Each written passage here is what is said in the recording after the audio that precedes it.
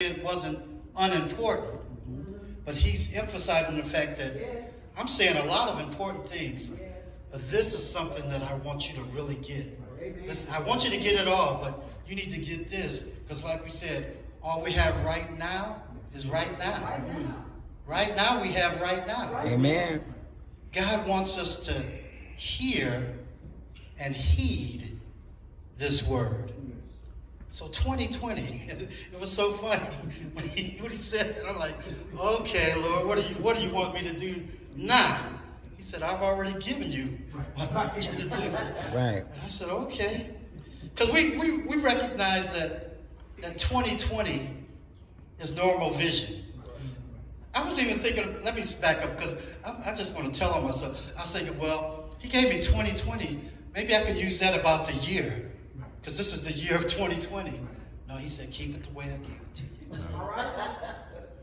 2020 is normal vision, or what we say, seeing clearly. But how many people know that 2020 isn't the best vision? All right now. It's not? The first 20 in 20 just means that this is where you are. Right. And 20 feet, Right. this is what a normal person Right. should be able to clearly see. Right. So if somebody is at 2040, that's worse. 20, 30, 20, because at 20 feet, it's looking like it's 30 feet away or 40 feet away. But when you think about that, 2020 is normal vision, but it's not the best vision. What if I'm at 20 feet and it's as if I'm looking at something that's only 15 feet away? I can see it even clearer at 20. What if I'm at 20 feet and I'm only, seems to me like it's only 10 feet away? So 2020 is normal vision and clear vision, but it's not the best vision. We say this phrase that hindsight 2020. is 2020. Hindsight is understanding a situation or an event only after it has happened or developed. Right. So it's something that we're looking back on and we said, oh, I get it. I can see. Sometimes it's something that we wish we would have changed. If it was a mistake, hindsight is they should have known. Well, that's easy to say now. Right. It's like betting on a game. When you know the outcome, you would have bet the way the outcome was, because you can see clearly what the end was going to be. I've heard it said that this is the year of 2020. This year is a year of vision.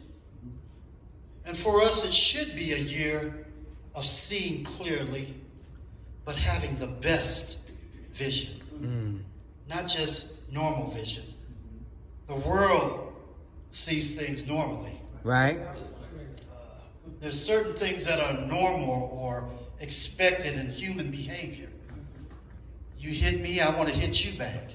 Right. Amen? Amen. You do me wrong, I want to get even. Right. That seems normal. That's what we want to do. That seems natural. But how many people know that we are supernatural? Super. We're singing all these songs that are encouraging songs. You know, I'm going to get what so that preacher sent down there. We're going to reap what we sow. But you better be careful about what you sow. Yes. Because it's still true. Yes, You're going to it reap is. what you sow. Yes, it And is. this is my season to reap what I have sown. So, all right. God's got a blessing with my name on it. But if I leave the restaurant early, it ain't going to benefit me.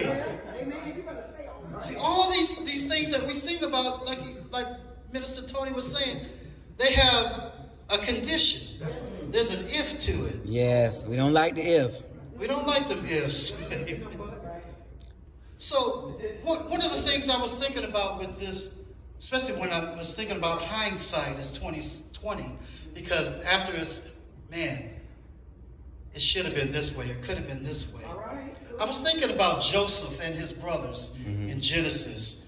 And there's 3 chapters in Genesis.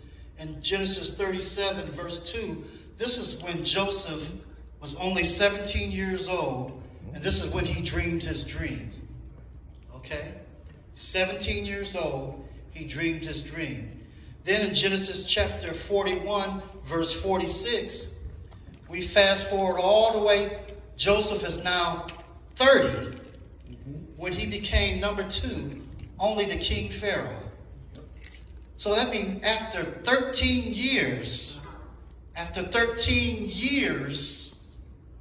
this occurred. And I broke that down into hours, because sometimes that's how we want stuff. I want to pray now, and I want to fix within an hour. Be tell the truth. I woke up this morning, and I hadn't had one in a while. I woke up this morning with a cramp. Charlie horse. I mean, I hadn't had one like this in years.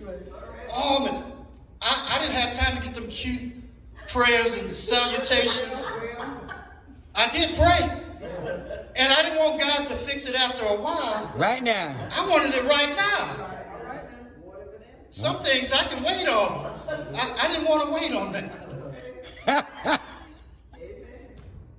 It was 113,880 hours from the time that he was given a vision of the future, where he was going to be, till it came to fruition. Yes.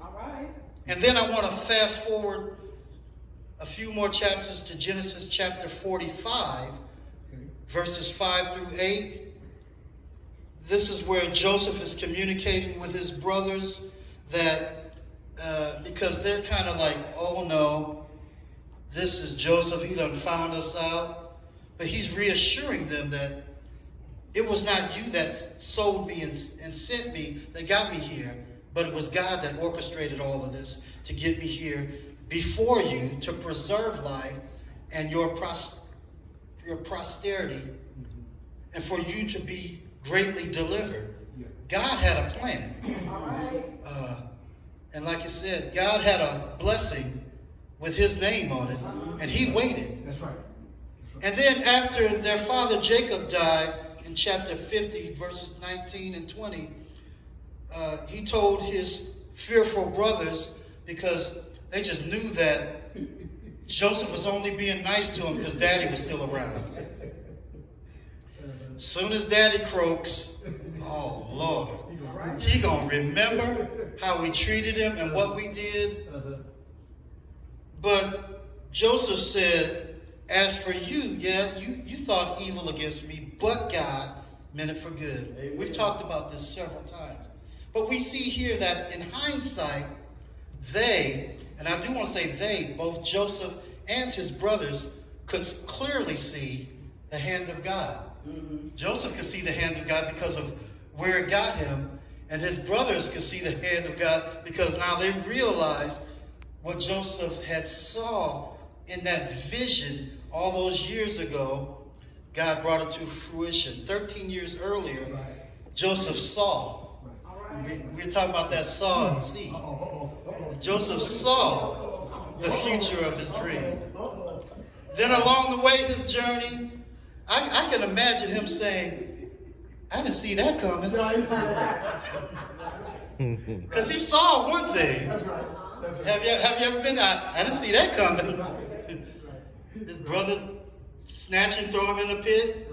I didn't see that coming.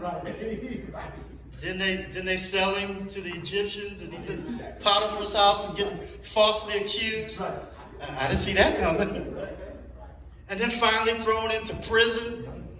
All these things, I didn't see that coming. And every place he goes, he's being blessed and prosperous, even in his situation. A lot of times we don't think we're doing good in our situation because we want to be completely out of it. But when we look at the life of Joseph, everywhere he went, no matter how bad it looked, he was still prospering. Amen. So God showed him some things that he saw, but along his journey, he just kept having those, I didn't see that coming moments. And then when he finally saw his brothers when the famine had happened, and there had been 2 years of this 7-year drought, and the brothers finally come to Egypt. He said, I see you.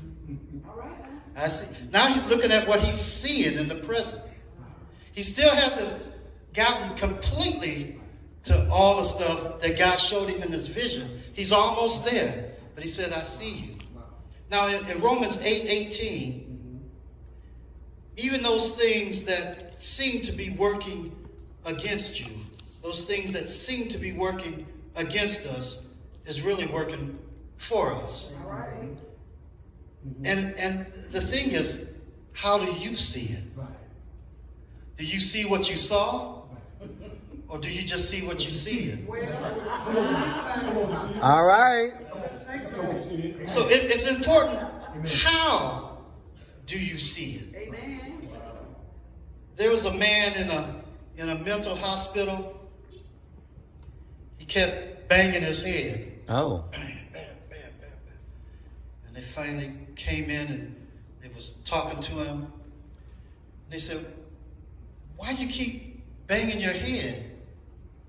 And his reply was, well, because it feels really good when I quit.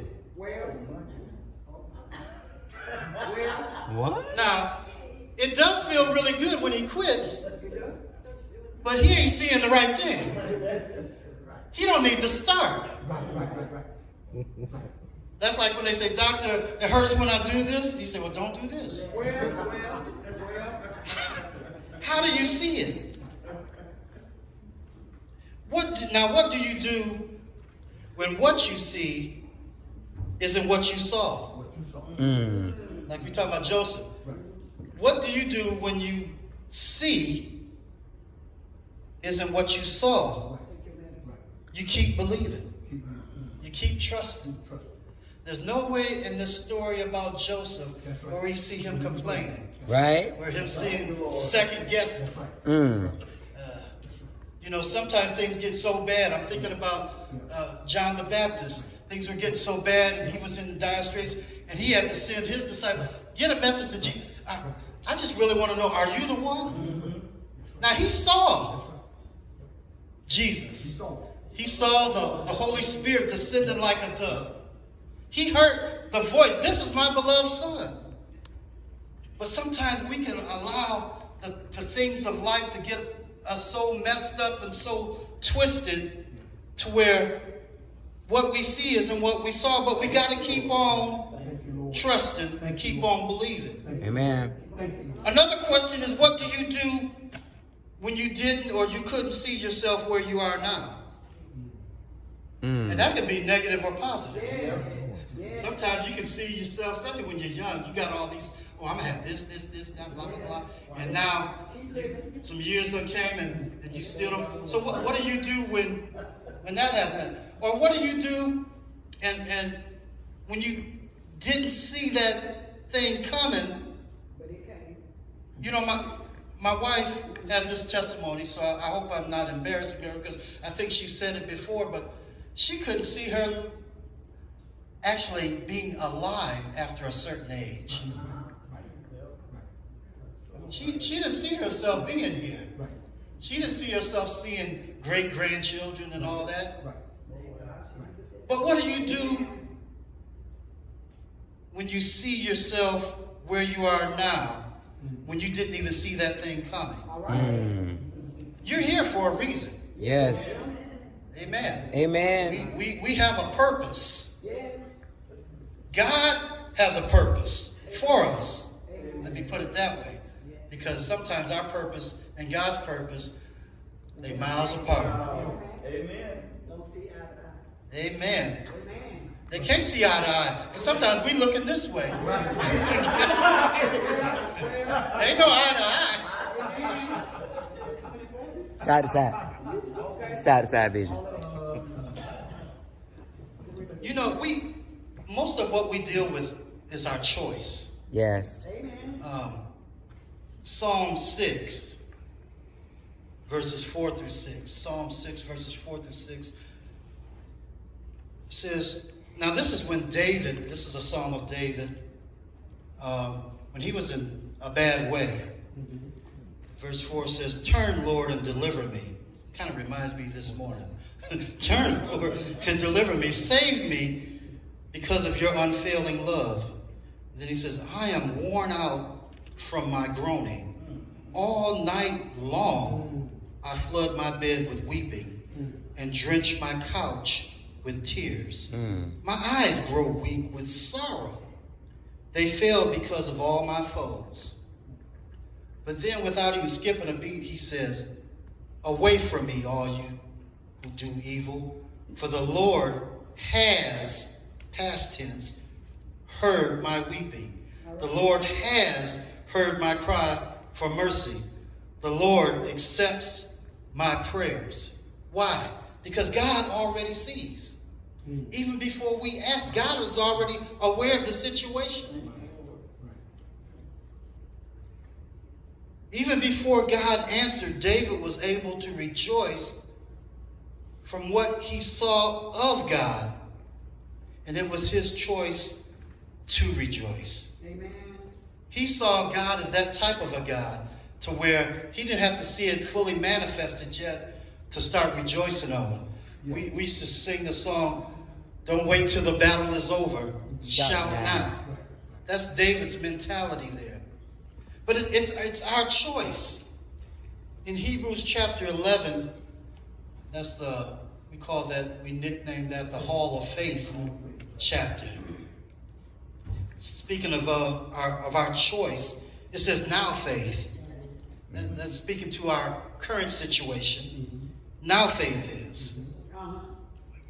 And we know it's going to always be now. 5 minutes from now, it's still going to be now. It says now faith is. And then verse 2 talks about the elders have obtained.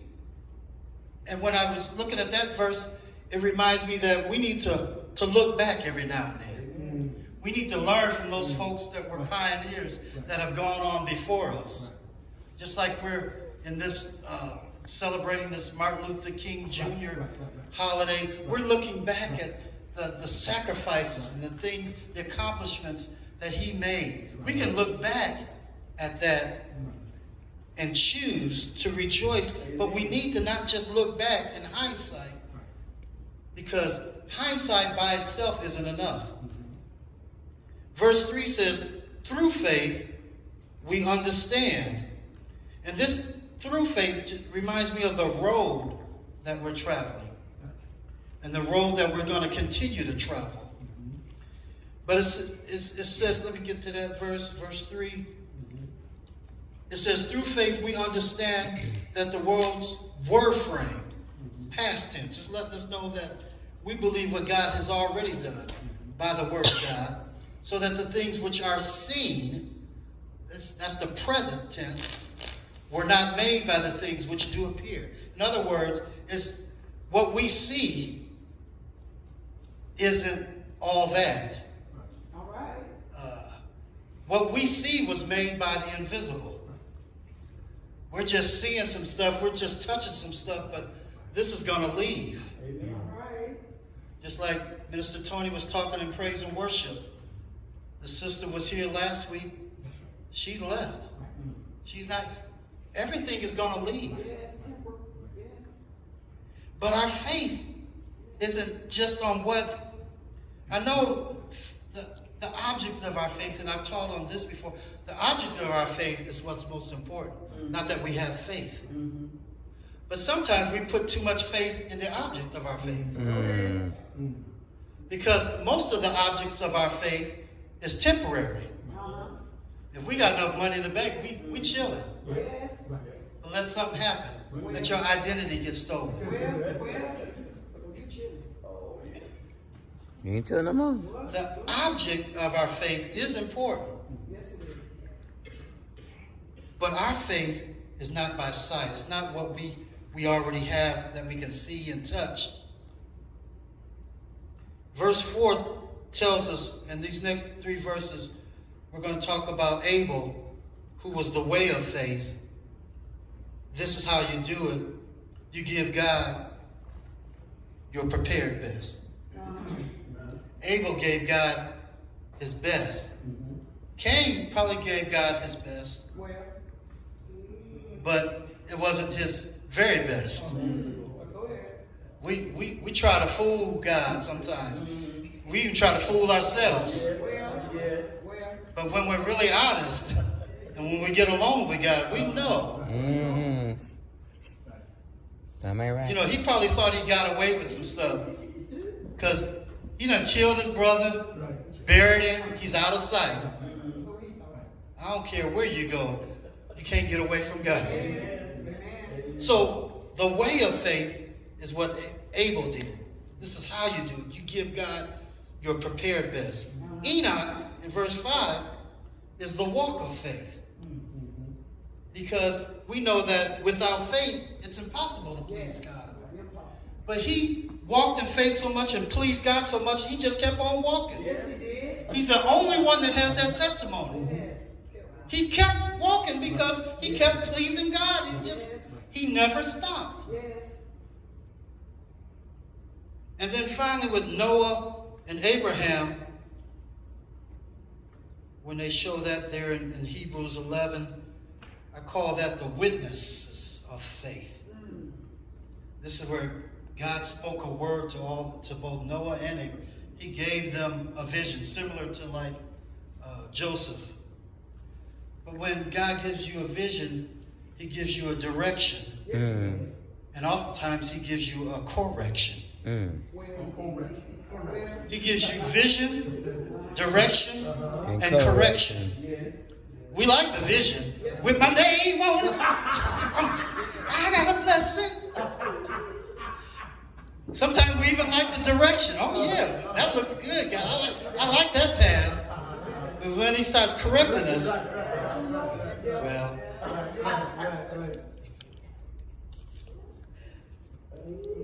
this might be a history lesson for some. Some of us were alive during this time. Others may not have been. I know some haven't been. I'm looking at one of them right there. But I hope they learned this in school. I don't know if you remember the Chernobyl incident. Chernobyl. April 26, 1986. It was a nuclear power plant accident where the nuclear reactor core breach. It was the worst one in history. And we have all these nuclear plants around, but so it didn't touch us here in the United States. So it wasn't that important. But to the world community, this was a major event. It was called an accident, but I don't really like the term that they use for accident. But while they were testing a simulated power outage, they were trying to test, just like they had that launch, and they want to send it up and see what would happen if they had to abort. They're just trying to practice. What if? Well, they were doing that at Chernobyl. What if the power goes out? You know, the nuclear reactors have to be cooled. So what if the power goes out? What do we do? And this is why I'm not calling it an accident. Because number one, the way they did it was a breach of protocol. They weren't even supposed to do that. They just was thinking about, well, what if this happened? They just were thinking like, what if this happened? What if happened? That's not an accident. They did that intentionally to see what would happen. They found out. Number two, reason why I don't think I want to call it an accident, because they had trainees as operators doing this thing. Oh. With no experienced technical personnel on site. Oh. It was all trainees. That's dumb. Get a bunch of trainees together talking about what if. Number three reason why I don't like this being called an accident is because there were already known design flaws of the reactor.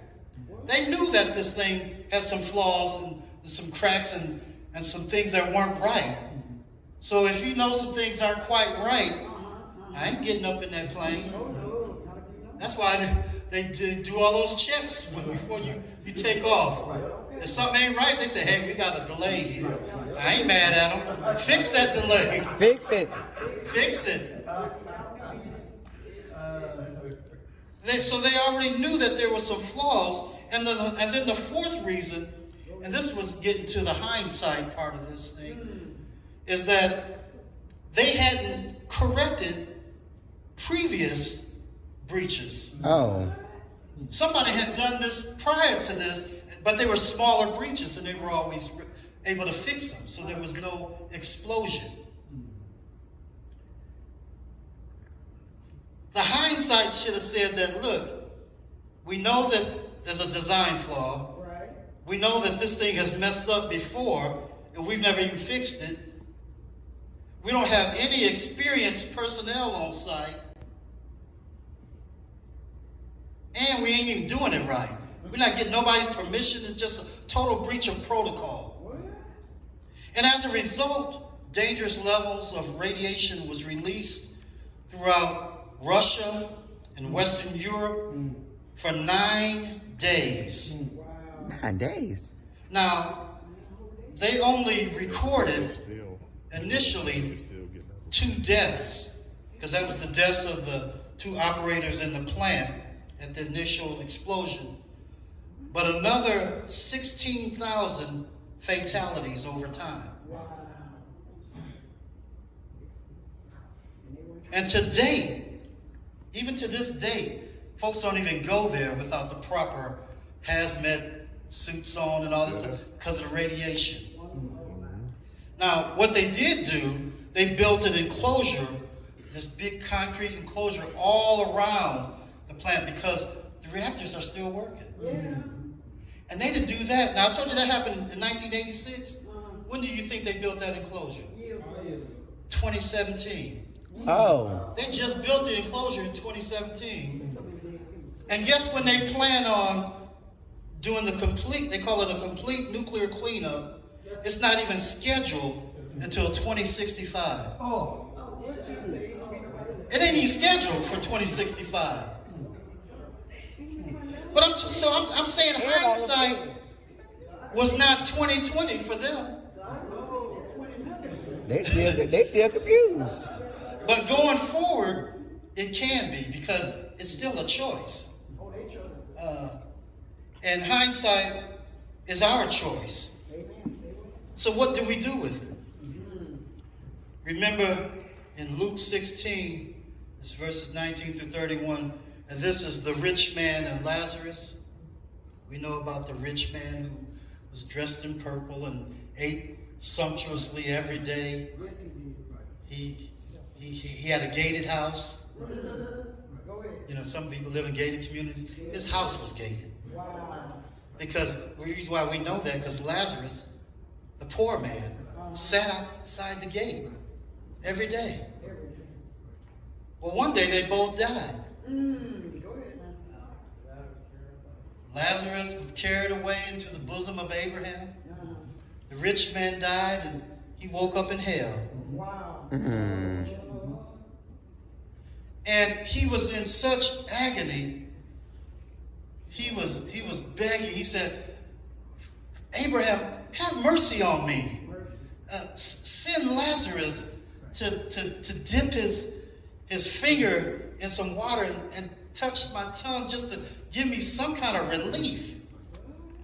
Now, what I didn't think about, and I've read this account many times, he said, send Lazarus. You know what that's letting us know? He knew Lazarus. He knew him by name. He passed him every day, and every day he chose not to do something. He had all of this stuff. And that's what Abraham started reminding him. You remember when you were alive, you were living high. And Lazarus was down and you never did anything. And you got the nerve to ask him to help you now? And he said, we can't do that anyway because there's this great gulf so that those on your side can't come to us. And anybody, I don't know who would want to go to your side, they can't come to you anyway. But one thing that the rich man had was hindsight. He said, you can't help me, send Lazarus back so that he can. I got 5 brothers. Send them back so that he can warn them not to come to this place of torment. And Abraham basically told him, no, that ain't how it works. Sometimes we want to call the shots, like we got, like we can order people around. Hey, send that. No, it don't work like that. You're not the boss of me. I know in your former life you might have been a big shot, but down here you a no shot.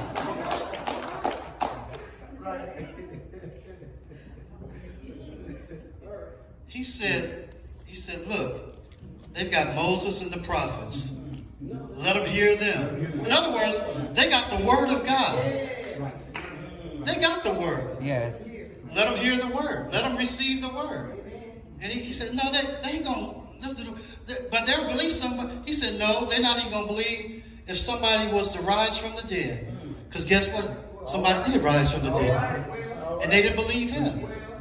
And when the other Lazarus, that Jesus rose from the dead, they didn't believe him, and they wanted to kill him again. Sometimes we think we're going to get to heaven or get in this afterlife and we can bargain. There ain't no bargaining going on. That's why you better watch what you reap. I mean, what you sow. Thank you. Watch what you sow. Because you will reap it. We need to use this as a wake-up call. We need to open our eyes and see those things that are not seen in the natural.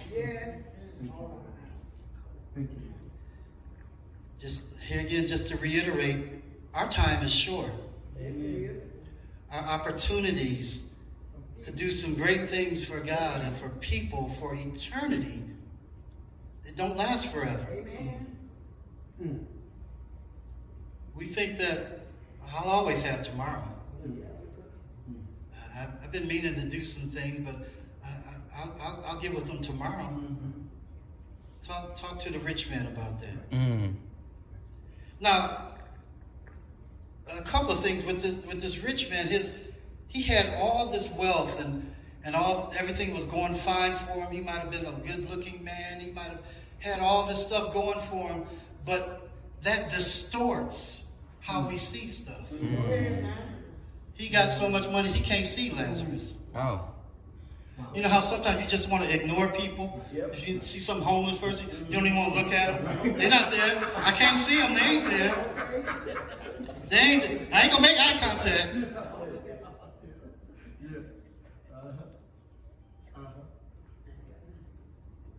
Sometimes, not even looking outward, looking inward. Sometimes we don't even want to look at our mess. What you say? Put some newspaper on it. Sometimes I used to think if I lied to myself so much, I might believe it one day. So many do.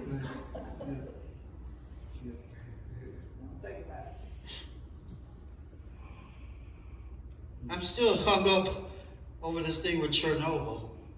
All those things.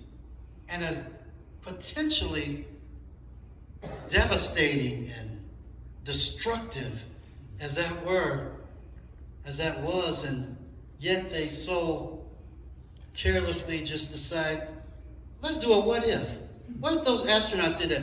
Let's just go up on this thing, and we don't know, it ain't been tested, and let's see what'll happen.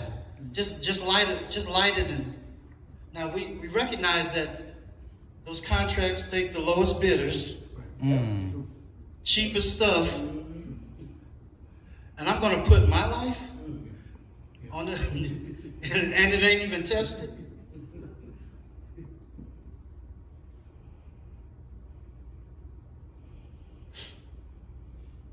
The rich man had the benefit of 20/20 hindsight, but it was only after he died. And that he learned the importance of seeing those who suffer. It's a good lesson to learn, but it's a too late. All right. And so today we're called to exercise not hindsight faith. Right. You know, like I said, we say hindsight is 20/20, and it is. But we are called to exercise faith sight, not hindsight, but faith sight. Got to pull off the blinders to keep us focused on this stuff, these possessions and certain people and things, certain accomplishments. Because God really, through the Holy Spirit, He keeps empowering us to do better. Amen. And we can do better.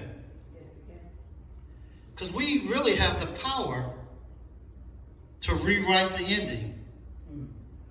Like I said, if you know the ending and you're still alive, that means you got something you can change. Right. It don't have to go the way that it was written because, wait a minute, I'm still here. Right. Unless I'm a puppet, I can do some things. Go ahead. I'm thinking about Judas. Judas saw, but he didn't see. Now, Judas saw, because we're talking about what you saw is what you should go. Judas saw the same thing that the rest of the disciples saw.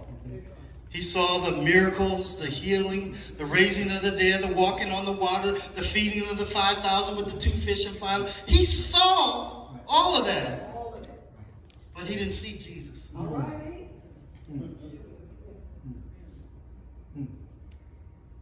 Sometimes we let our feelings, because he was all in his feelings, just like the rest of them were initially. All right, the Messiah's here. He gonna get rid of these Romans. Jesus didn't do that. I'm all in my, wait a minute. And plus, we saw the true heart of Judas. You know, the very first time, I like little things like that. The first time that Judas speaks in the Gospels is when he's being a hypocrite. In John 12, St. John, not first, St. John 12, verses 1 through 6, this is when Mary was anointing the feet of Jesus. And she had that very expensive perfume that she spilled out over his feet and wiped them with her head. Remember all that? The very first words that we hear Judas speak was, well, why didn't, that's foolish. Why didn't we take that and sell it for 300, which is about a year's wages? Why didn't we take that and sell it and give it to the poor? He wasn't even thinking about the poor because he was the treasurer. Oh. He's the one that held the purse. He was the one that was pilfering. You know, they were talking about tax collectors and how they would do. They had nothing on Judas. Right. And they didn't like Matthew at first because he was a tax collector. They was talking about, why is Jesus eating with Matthew and those other tax collectors? They say nothing about Judas. Judas must have been slick. He was so slick, they said, hey, why don't you be our treasurer? And Judas was the only one that wasn't from that area. He was an outsider. He had to have something going on for them to trust him like that.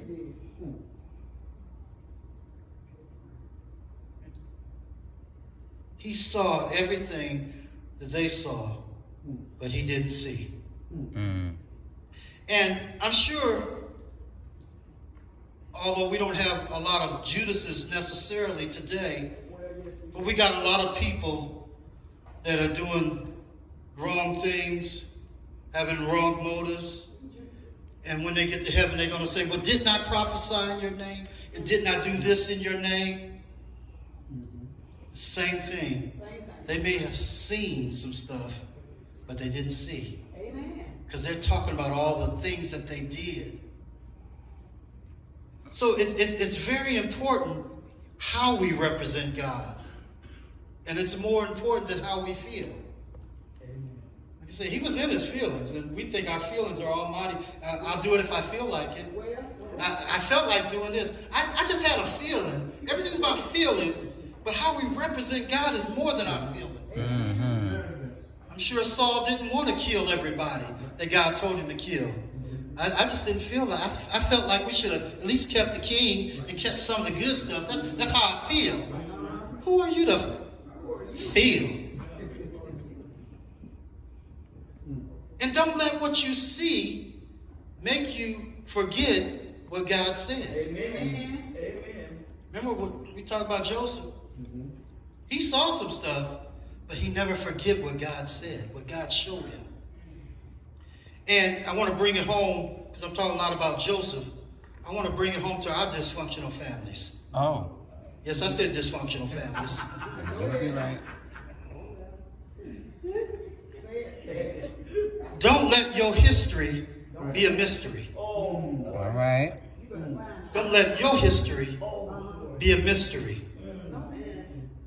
We say something like, that's just water under the bridge. We don't want to talk about certain things, but God can use it all. God can use the good, the bad, and the ugly.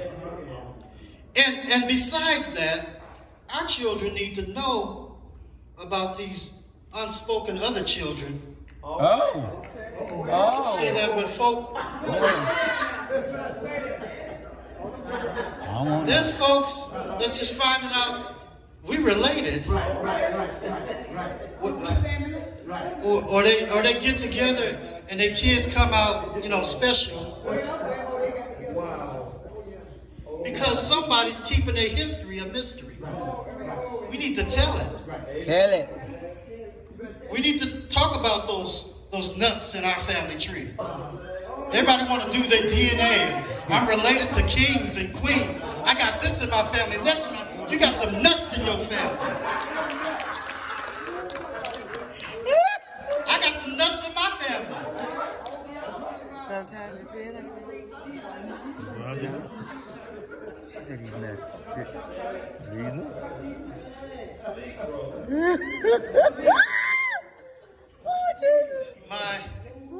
One of my grandsons told me something the other day, and it took me back because it was a statement that came out in the 70s. He was saying that people were saying that he was being too heavenly minded for no earthly good. And that has its roots in some truism. Back in the 70s, they called it the Jesus movement. There was folk that was Jesus, everything Jesus. They had, I found it. What? I found what? That's all it was. I found it. They just, and you say, I found what? They said, I found the Lord. And this is how you can find him too. And so they were quitting their jobs. They were being irresponsible. They were being too heavenly minded for no earthly good because they weren't taking care of their families. So there was an origin to that statement, and it meant something. But now when people say it, it's just an excuse. Because they don't want to be sold out. I don't want to be sold out for the Lord. So I don't want to be too heavenly minded for no earthly good. No, we need to be more heavenly minded. We need to be more eternity minded. We think and act and live as if all this is it. This isn't it. This is just a blink compared to eternity. And yet we put so much importance on what she say about me, what they think, This ain't my home. I'm just on vacation. I used to say I had dual citizenship, but I've got a new citizenship. I'm just on vacation. I'm still a citizen of heaven. I just happen to be on vacation in earth.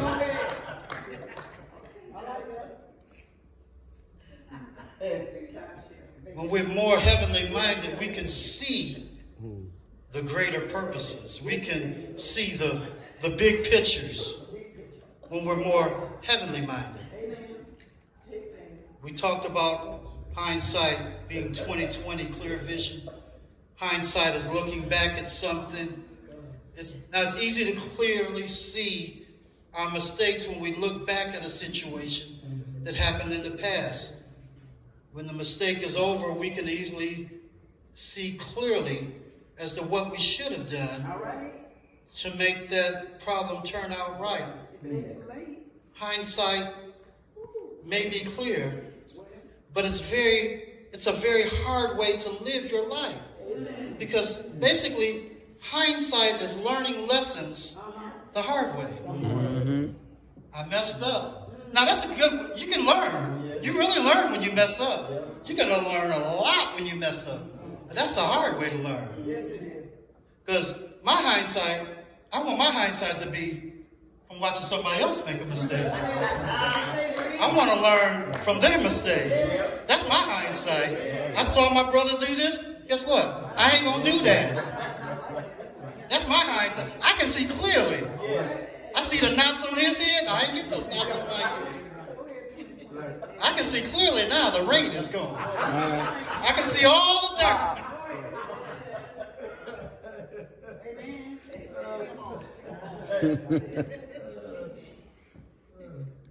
Oh my goodness. It hits me so suddenly, Brother Tony. It's like I'm feeling good, and then the next second, like you said, all we have is right now. And so right now I'm going to close.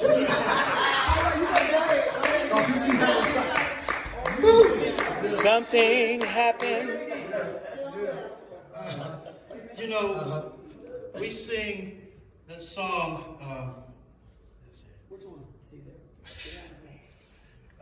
The song We need to says, hear from you. sit down. The sit down song. Turn so slow, Jesus. Help him. We need to hear from you. We need a word from you. If we don't hear from you, what will we do? Needing you more each day. Show us your perfect way. There is no other way that we can live. And I was thinking about that. I think initially I was having issue just with that last line. There is no other way that we can live. There is another way we can live. But then when I started really thinking about it, that's true. Because Jesus came to give us life. If he came to give us life, that meant we didn't have life. There's no other way that I can live